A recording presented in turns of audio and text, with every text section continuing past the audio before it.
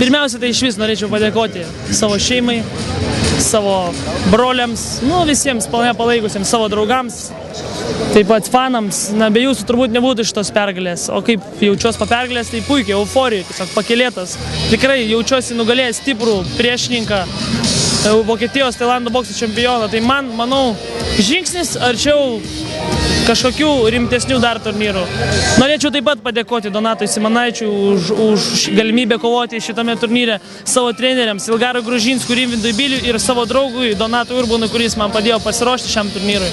Pagal K1 taisyklės tai pirmoji jūsų tokia? Mano pirmoji kova šita Lietuvoje pagal K1 debiutinė. Tikrai sunki kova buvo, žiauriai iš tikrųjų. Man buvo labai sunku, bet aš atsilaikiau ir jaučiuosi pakylėtas. Tikiuosi nesustoti ir eiti to kelių pergalių vis pirmin. Kas buvo sunkiausia kovoj? Jisai buvo šiek toks nenuspėjimas kovotojas. Aš jau galvojau, po pirmo raundo galvojau, kad aš jį jau perpratau, bet jisai pakeitė visą savo kovos braižą ir dirbo visai kitaip. Tikrai buvo labai sunki kova.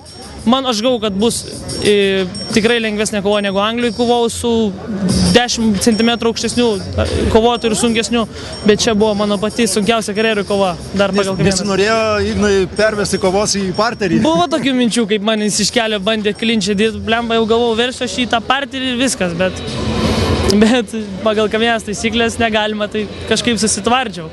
Kai nieko negali padaryti tam klinčią, tada iškart pradedi nervuotis ir galvoji, kaip čia dabar MMA kovotais ir negali nusiversti.